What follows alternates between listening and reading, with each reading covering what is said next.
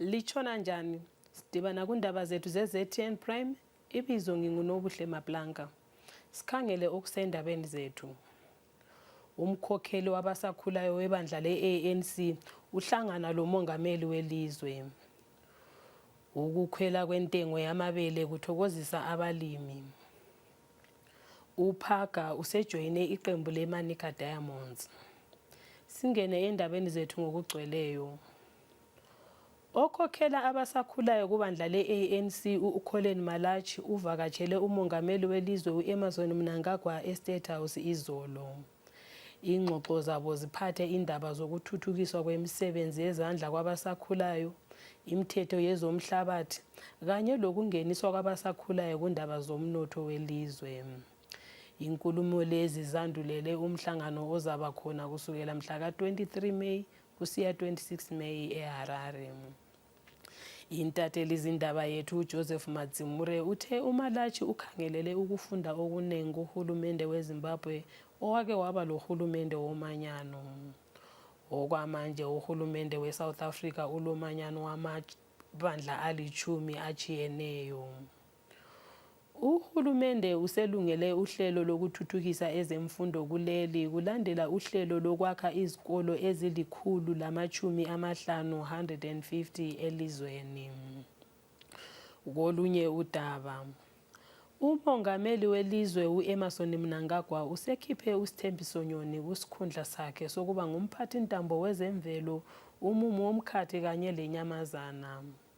Lokhu kwethulwe ngunobhala emkhulu emahhofisini kamongameli leziphathamandla uDr Martin Rishwaya izolo ntambama, kodwa akachasisanga okuningi. Isiphala selizwe iGrain Marketing Board sethule intengo yezilimo ezichiyeneyo ezizalinywa lonyaka njalo sethule uhlelo lokulinywa kwengqoloyi lonyaka.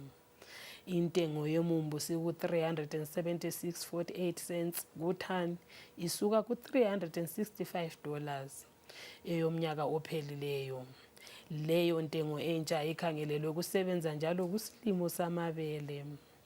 Kusenjalo intengo yesoyabhini siku-$580, eye-sunflower yafakwa ku-$668.98, kwathi intengo yengqoloyi isuka ku-$451.35. Kwezemidlalo, umdlali weGhana owayedlalela iqembu leDynamos uEmmanuel Phaga usejoyine iqembu leManica Diamonds njalo uthi ukhangelele ukuthuthukisa umdlalo weqembu lakhe elitsha. UPhaga wadlalela iqembu leDynamos amasizini amathathu adlulileyo wasesuka ekupheleni kwesizini nyakenye esiya kuqembu le-FC Platinum. Kusenjalo iqembu leManica Diamond lizanqikilana leqembu leDimbare enkundleni yeSakubva eMtare ngomgqibelo. UPhaga wajoyina iqembu leManica Diamonds kanye lomunye wakhe owayedlala laye kuqembu leDynamos u-Issa Sadiq.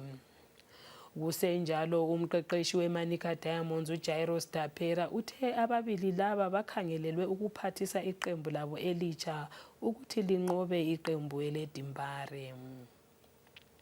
Iqembu le-FC Platinum likhangelelwe ukunqoba abafana beKwekwe United enkundleni yeBata eGweru ngempelaviki. Okwamanje iqembu elake lakhokhela kumdlalo wenguqu iFC Platinum lanqoba kumdlalo owodwa baba nguTshiki loBhanqa emidlalweni yabo emithathu kulisizini. Umqeqeshi weqembu leli uNorman Mapheza ugcizelele ukuzinikela kwabo kulumdlalo kungenani lokuthi iqembu leKwekwe United lizabe lisenkundleni yalo labasekeli balo. Uphinde wathi bayakwazi ukuthi iKwekwe United layo ilethuba lokudlala kungenani lenhlupho ezihlangana leqembu leli kuPremier Soccer League.